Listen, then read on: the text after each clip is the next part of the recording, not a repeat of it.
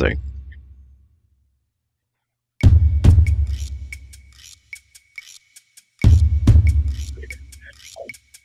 Reverend Mary Hawk.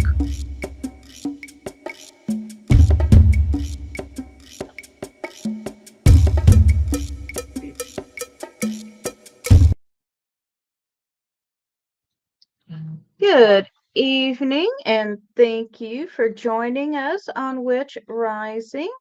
I am Reverend Mary Hawk, and today I have with me my special guest, Sir Bryan John Ellicot.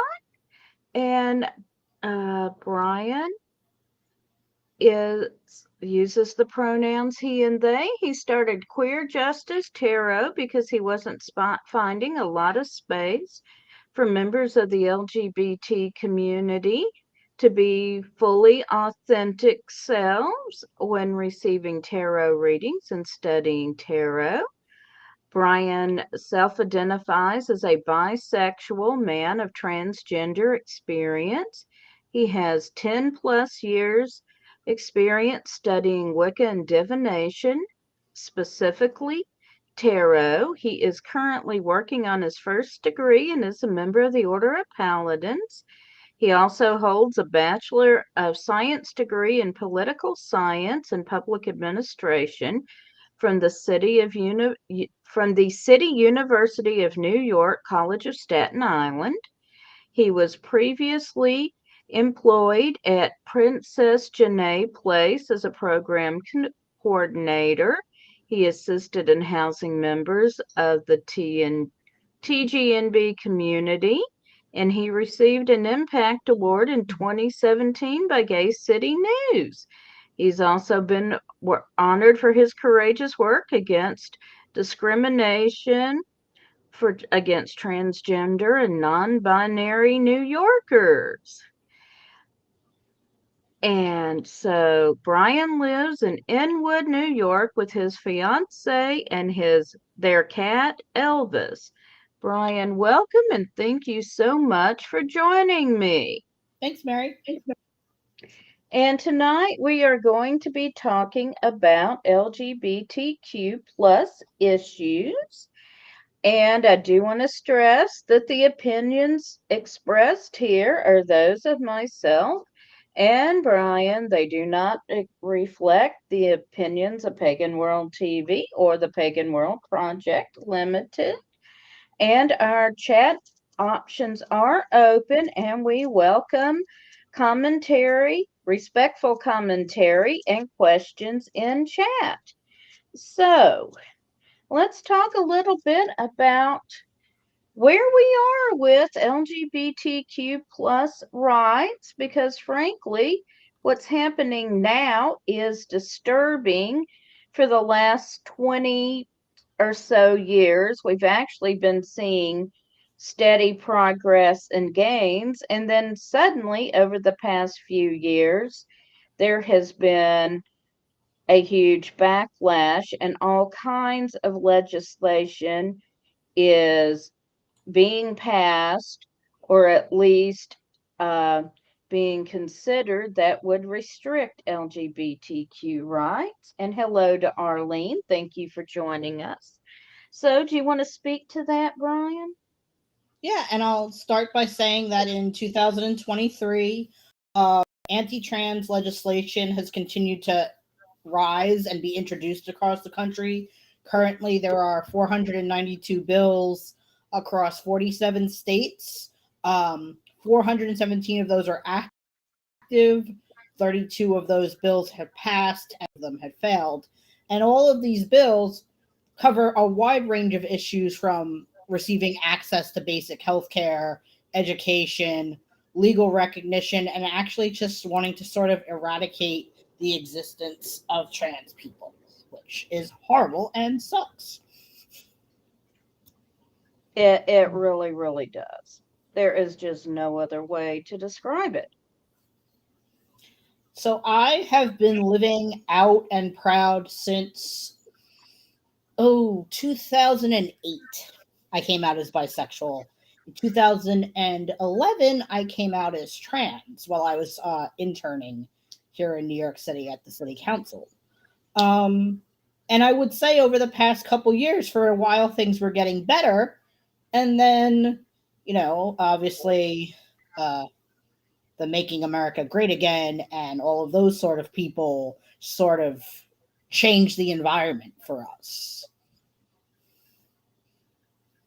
And that is such a sad commentary, because Make America Great Again really means make America great for people who look like us and act like us. It doesn't mean make America great for everyone. Right. And also, recently, as especially where you live, Mary, they're attacking they're attacking even like drag, which drag is a art expression for some. It is a way to provide for people's families, for others, and it's also a way of expressing, your gender expression. Right. Um, And here in New York City, we have a youth. His name is Desmond, and he goes under the drag name Desmond is Amazing. Um, I met Desmond when he was very young. I want to say like 7 or 8. He's probably about, or they're probably about, 16 or 17 now. A number of times that their family has had Child Protective Services called on them is ridiculous. All of it unfounded, thankfully. Yes. Which because they go to drag shows or they perform in drag during daylight hours. I have a friend who does Drag Queen Story Hour here in New York City. And at this point, she needs a police escort to do her job, to read, Rainbow Fish to 5-year-olds. And that's ridiculous. Drag Queen Story Hour. I don't know if you've ever had the pleasure of going, Mary. It's probably the best story hour besides, listening to the Common Librarian. It's a little more lively than your Common Librarian. I'm sure it is. To the best of my knowledge, no one has hosted one in my area, or I would have done my best to take the grandkids. But I know a lot of drag performers really get into it, create a costume appropriate for the book, and really perform the story and not just read the book. Mm-hmm. And even I And want to say the way the Nashville bill is written, Mary, I know you like to keep your hair bright and lively. I would also be on your best outlooking behavior and making sure, because you could be accused yourself even for having brightly colored hair these days. So it really goes to show that actually what they want to do is assimilate people and not protect youth, as they're saying. well, in Tennessee, and the bill has already been challenged in court by a theater that hosts drag performers, pointing out that the state already has laws about performances containing nudity or explicit sexual material, and how those have to be regulated to be sure that minors cannot accidentally be admitted to such performances. So there is no state interest in promoting the current drag bill, and it does not, uh, it is so loosely written, it's would be hard to be enforced. Uh, yes, I suppose my brightly colored hair might be interpreted that way. The ACLU has also promised to defend anybody who is arrested and charged under it. So I suppose if I provoke a disturbance with green or blue hair, my preferred colors, I'll give them a call. As you should. Um, I would say that right now my biggest worry is that some of our youth who are, learning about themselves and expressing themselves, as we know that TGNC youth are 4 times more likely to commit suicide than even their Yeah. gay, lesbian, and bisexual comrades. But it is very sad that their way of protecting children actually could do more harm than good.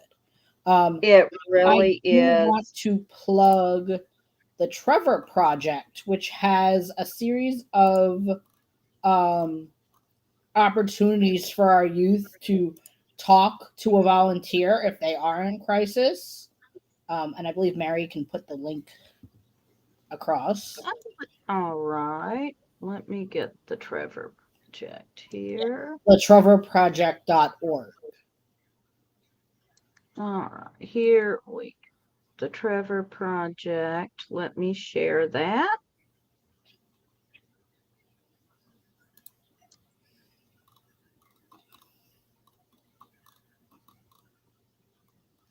And the Trevor Project is available 24/7, 365 days a year.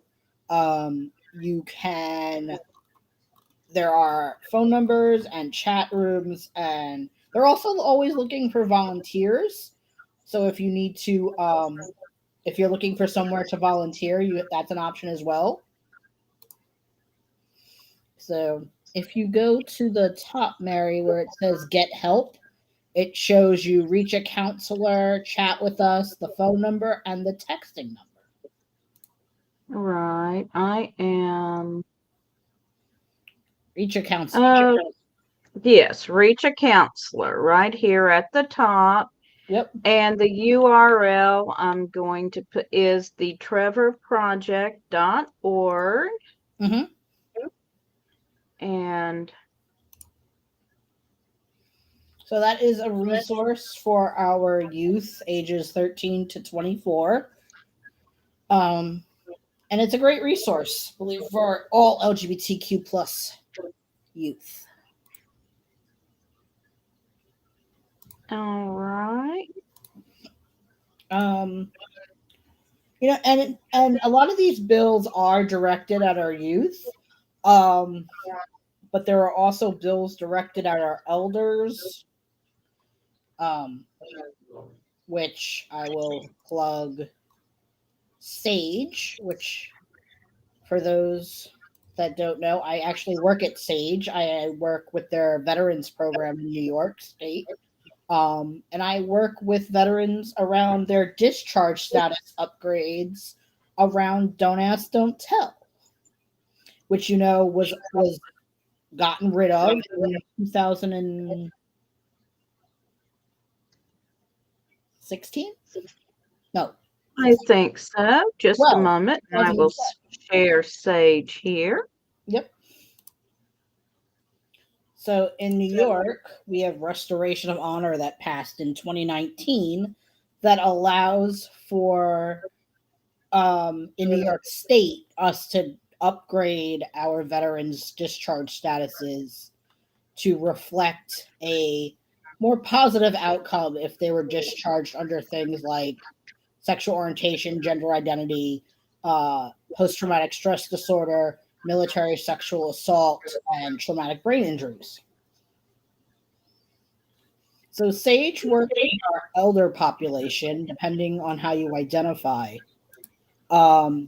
If you're in a special category like trans veteran or HIV positive, you can become a member of SAGE at 50.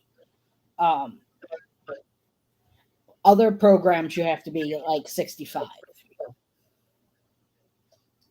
And here in New York, they do all kinds of programming, meals, social activities, help with benefits. And they have SAGEs all across the United States. There's a program in South Florida, upstate New York, and some other places. So there are resources out there, I believe, for all people who are LGBTQ plus identified, but primarily a lot of resources on either end of the spectrum, either being youth or elders. All right, and thank you for sharing these with us. Of course. We certainly appreciate that. And if anyone has a question for Bryan or a comment, please feel free to post that in chat. And I will May I mention plug the Order of the Rainbow tent as well? You certainly can. Thank you. I co-head the Order of the Rainbow tent in the Curlian tradition, where the first Friday of every month we hold a Zoom call and hold space and community for each other and just hang out and talk. I will. There's a Discord group, and if you are a member of the Curlian Nativist tradition, I usually post in the hub on Facebook as well as the outer court, since I'm still working on my first degree. And if somebody wanted to contact you about this, how would they do so? They can email me at ellicotbryan@gmail.com. If you will, okay. Is it all right if I post that? Yeah. All right.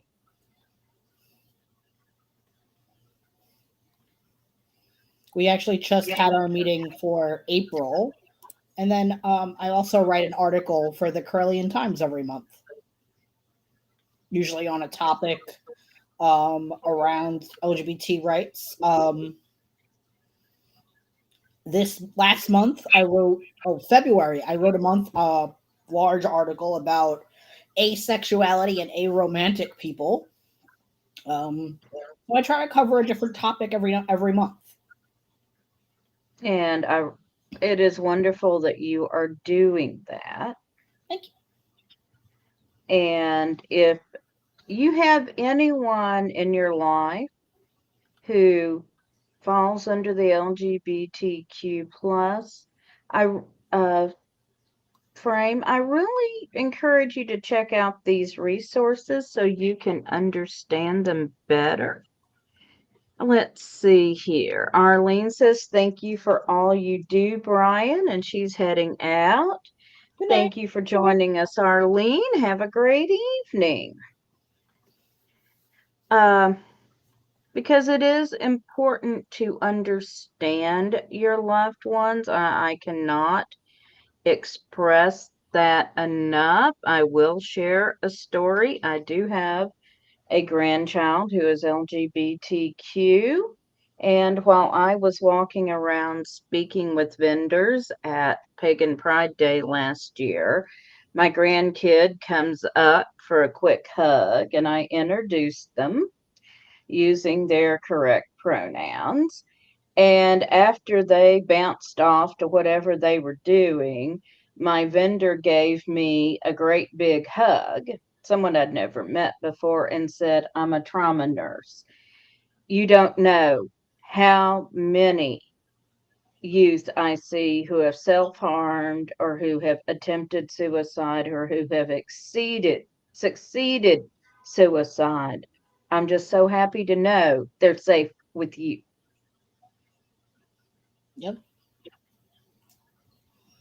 And it won't get picked up overnight. It's hard for people. Mistakes happen. And it's how you rebound and how you show that you're attempting and that you're trying, at least in my eyes. Above all, it's accepting. I have a good friend I have known for 15 years who is now transitioning. And as I tell them now, because right now their pronouns are they and them, if I'm misgender, you knocked me upside the head, but 15 years ago, you got filed under cis male when I met you, okay?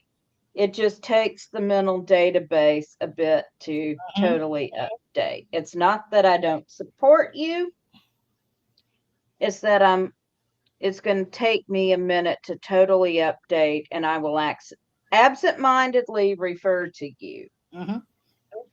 Hi, as I Rhonda. did when we met. Hey, Rhonda, thank you so much for joining us. We're discussing LGBTQ rights today. And I think the hardest thing for people to understand, at least when it comes to trans people, is that you don't come to this conclusion overnight. Um, and most of the time, when you ask somebody, did you know? Eventually, when they put all the little Lego blocks together in their head, it actually will make more sense. I've had tons of people who at first were very shocked and very surprised. And then when they really thought about it, they were like, oh, yeah, you kind of do make a better dude than you ever did as a chick.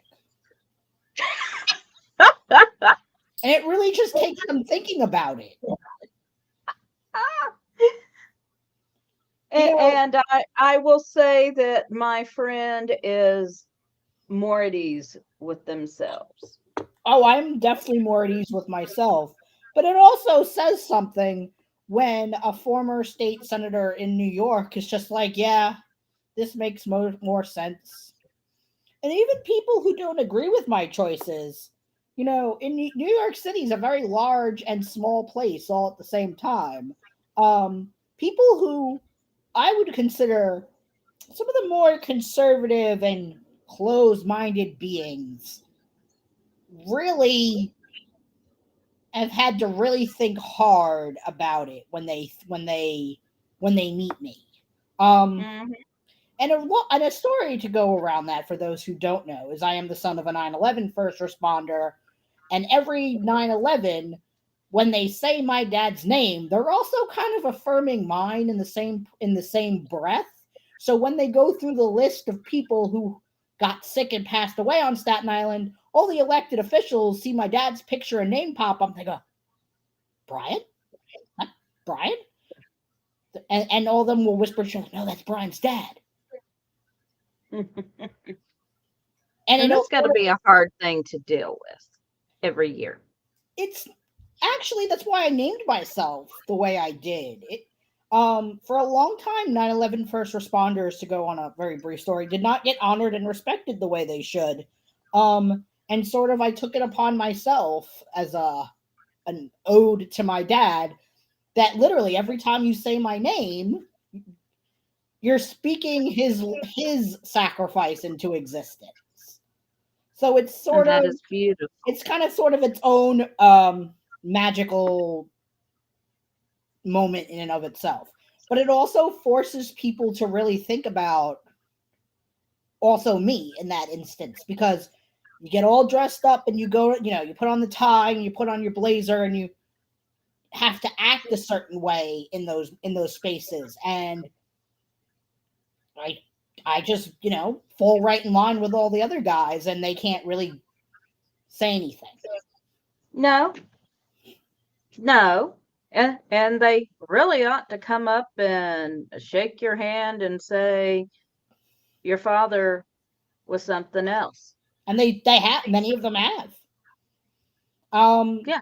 there like I said, there are many, and believe it or not, people think that, I'm from Staten Island. I didn't always live in Manhattan. So I come from a red borough. And those are the people that, like, that's what matters. It's how you present yourself and how, like, you assimilate in. And one day a year I have to do that, and I do. And then they can't do anything. Mm-hmm. You know? My mom got really lucky in the sense of she got a gay son, but my level of gay is not that gay to most people.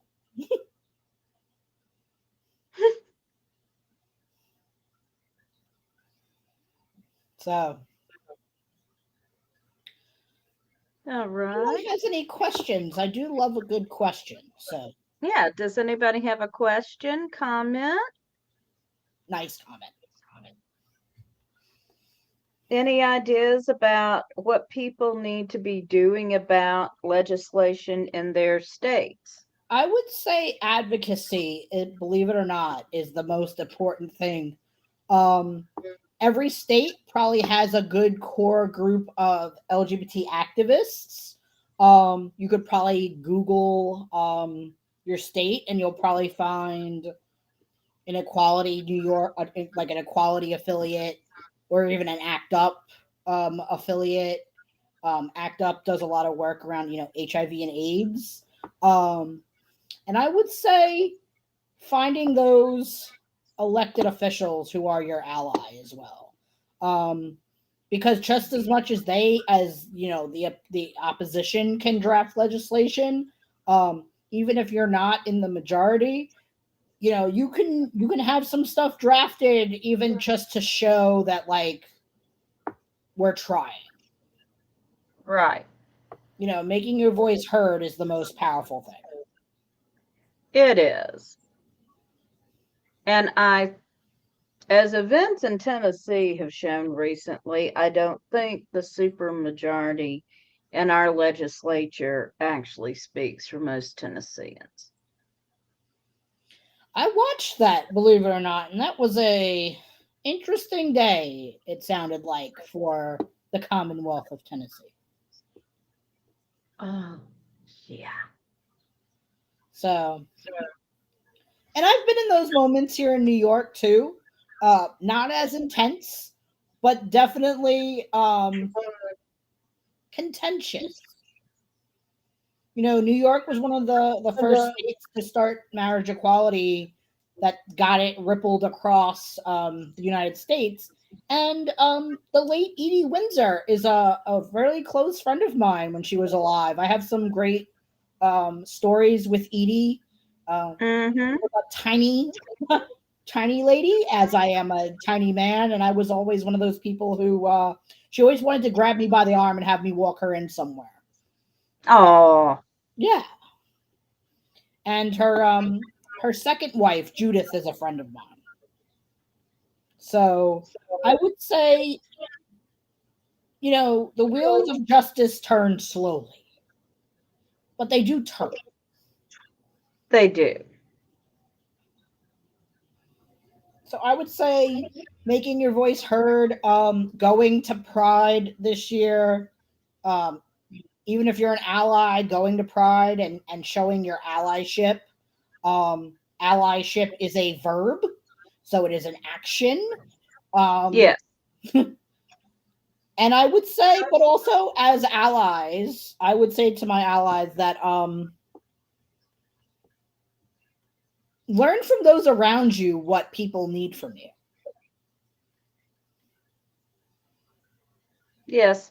Ask what I can do. It might be helping your friend to go out and buy some affirming clothes. It might be telling your friend that she needs some more affirming clothes. I have a friend of mine who he's very tall. So I said I am 4'10". My friend is about 6'5", and he is my best man for my wedding next year, which will be an interesting time. And Can't wait for the pictures. Yes, I might need a box. But he's also very good at telling me like, the guy took down your beard too far. Next time, go one number higher. Like, not in a mean way, but just letting me know that like, yeah, he probably went a number too far. Oh yeah, I quietly explained to someone who is starting her transition about the beauties of Nair.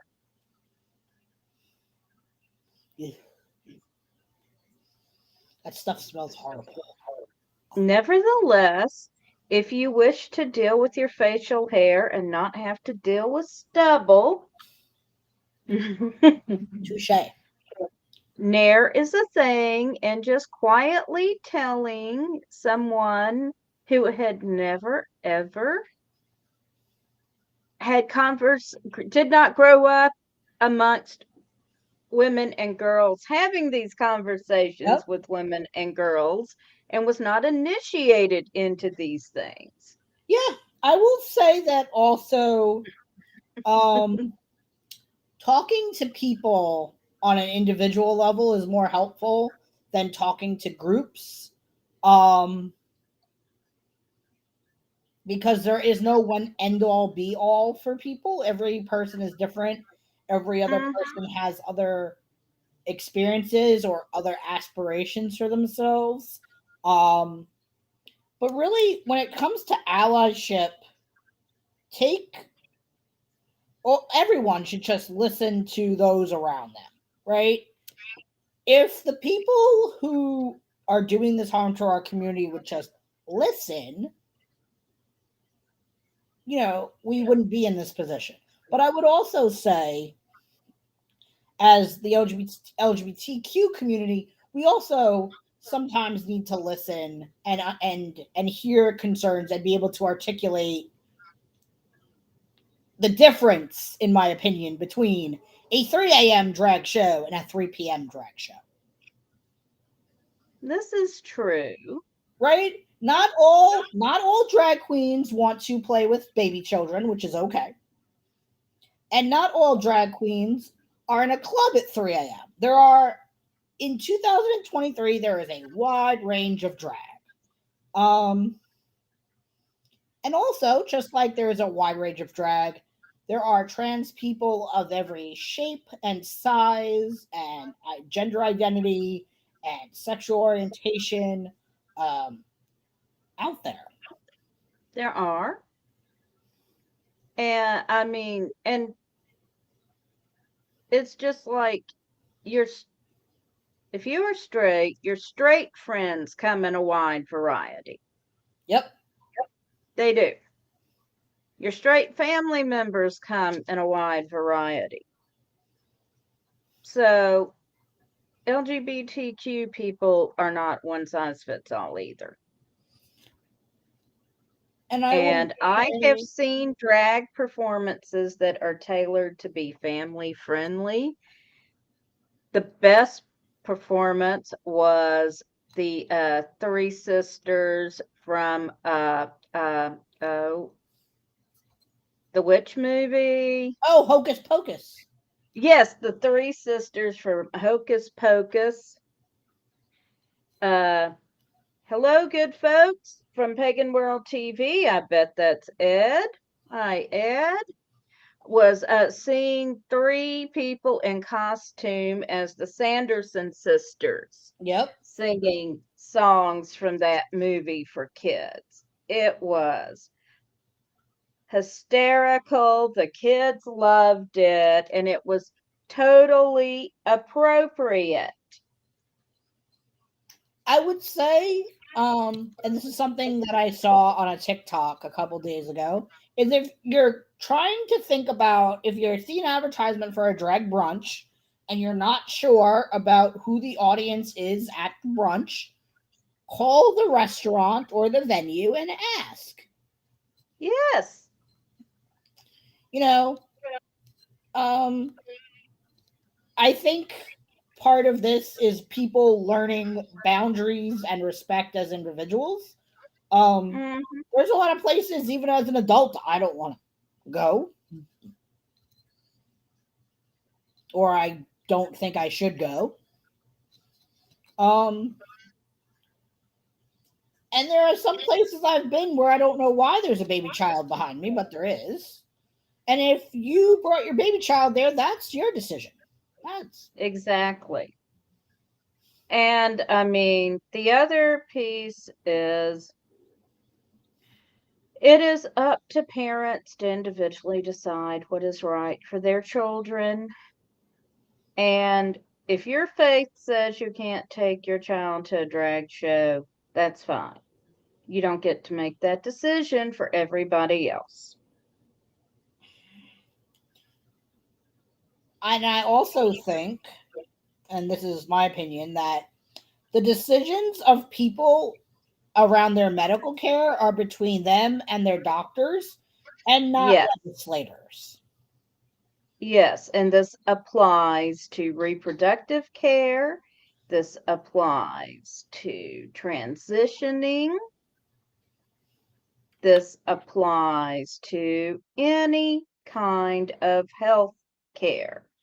That is an individual conversation between the individual and their doctors about what is right for them in their individual situation.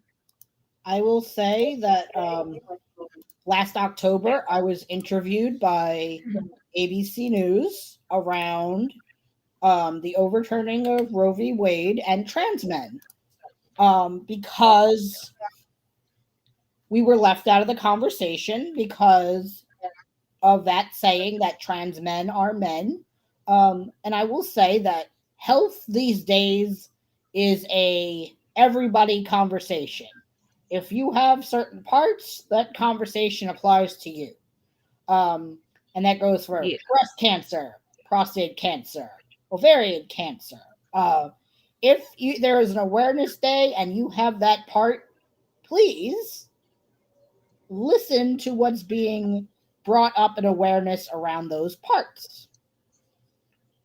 Um, so I was interviewed along with another trans guy, and my story was around the fact that I had walked into a Planned Parenthood and actually was denied access to an abortion because of how I identified.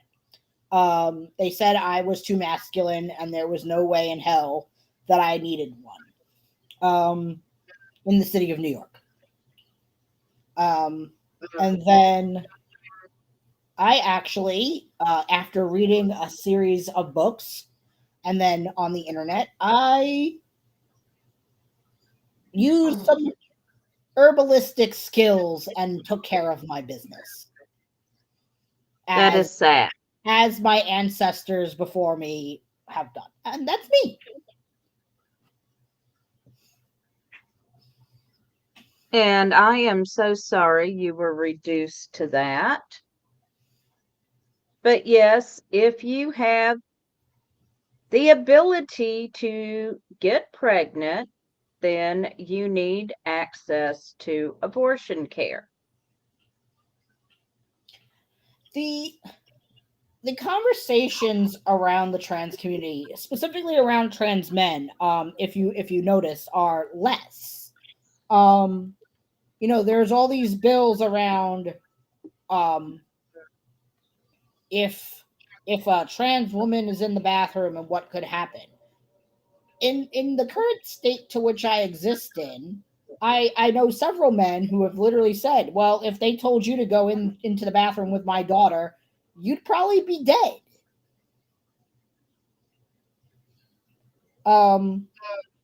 So believe it or not, our feelings around AFAB, which is assigned female at birth people, does not change because I transitioned. Right. Once on the bottom of the food chain, always on the bottom of the food chain. Unfortunately, I cannot argue with that. No. So that was a very nice piece that ABC put together, and it took a very long time to come out, believe it or not. Well, I'm glad you've got to share your perspective on that. Yeah. Yes, reproductive rights and abortion care is close to my heart. I've done one show on it on Witch Rising, and we'll be coming back to that topic, folks, soon. I just don't want to harp on that only. No. But I figured I would just, plug it in there. Yes. But yeah, I would say that this conversation and that conversation and the people who both work in reproductive health as well as LGBTQ rights work very closely together as often as possible. Yes. And I'll just say again that part of this is we need to change what our representation in our state governments looks like. We need to change the people who get to speak for us. And the little old cis straight white guys need to go. And I agree. We need representation who is willing to work for the good of all constituents. I'm going to phrase it that way. That's fine. So, if your representatives are not working for the good of all constituents, no matter what they look like, who they love, or who they worship, then you need new representatives. Yes. All right. Well, I want to thank everyone for joining us tonight. Bryan, thank you so much for being my guest. I've really enjoyed having you. And I'm sure you'll be joining me again in the future. There are all kinds of things we can talk about. Of course. All right. So, everyone, I am Reverend Mary Hawk. This is Bryan John Ellicot, and thank you for joining us on Which Rising. Each Rising.